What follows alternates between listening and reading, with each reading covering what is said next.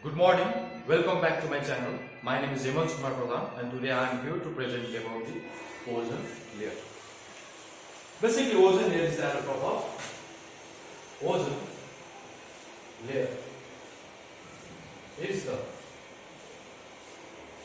alone drops of oxygen.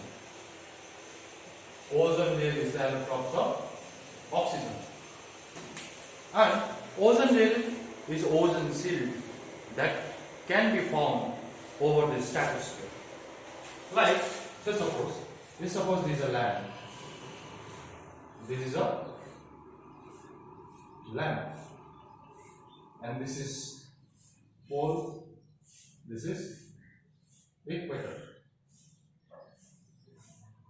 The distance from the pole to the topmost level of the troposphere is 8 km, whereas the distance from on the equator from the Earth's surface to the topmost layer of the troposphere is approximately 18 km.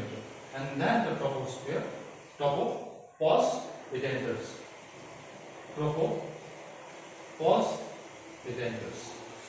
Okay, and from here to here till 50 km. From here till 50 km is the range. 50 km is the range of the stratosphere, and we can say that the lowest level of the stratosphere consists of the lowest layer of the stratosphere.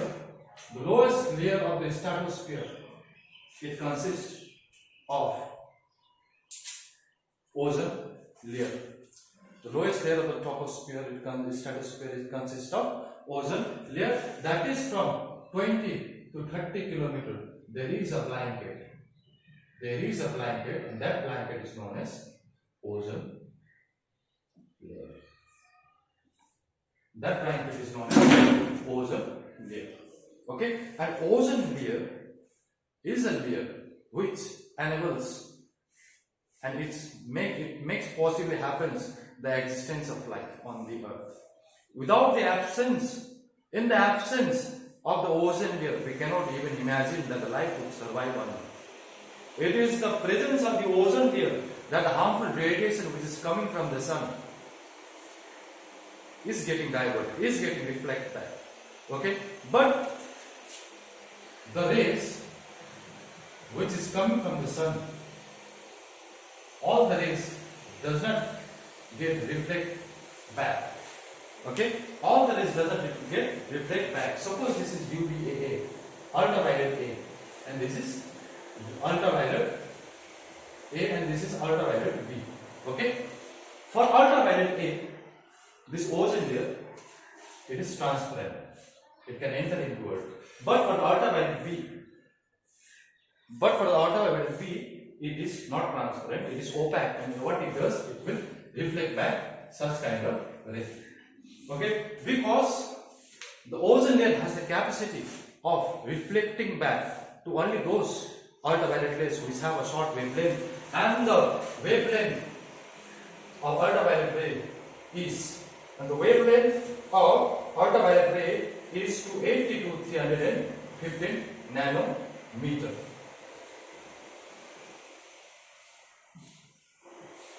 But of ultraviolet A, the wavelength of this is 315 to 400 nanometer.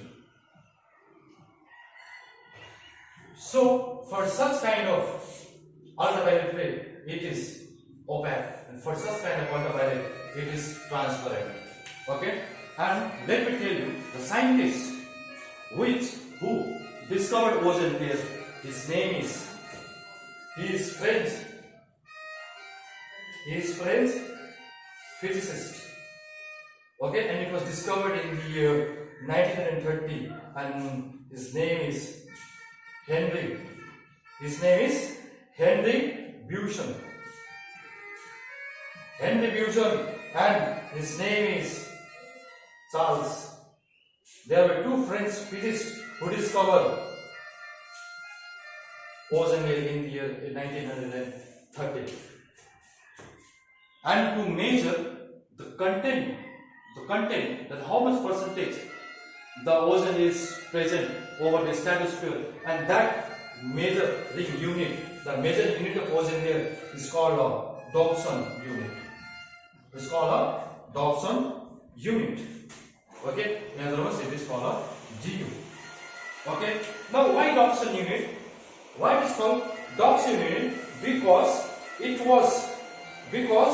a scientist had discovered spectrophotometer, or we can say Dobson meter. An instrument was invented by a scientist, and the name of that instrument is spectrophotometer or Dobson meter, and it was discovered by the scientist G.M.B.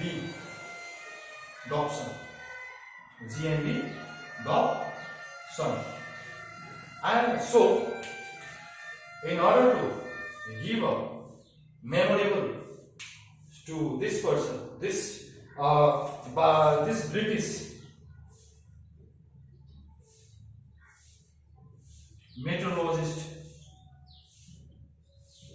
in order to give a respect to this person who discovered spectrophotometer, and his name is G.M.B. Dobson, the unit of ozone layer was given a Dobson unit.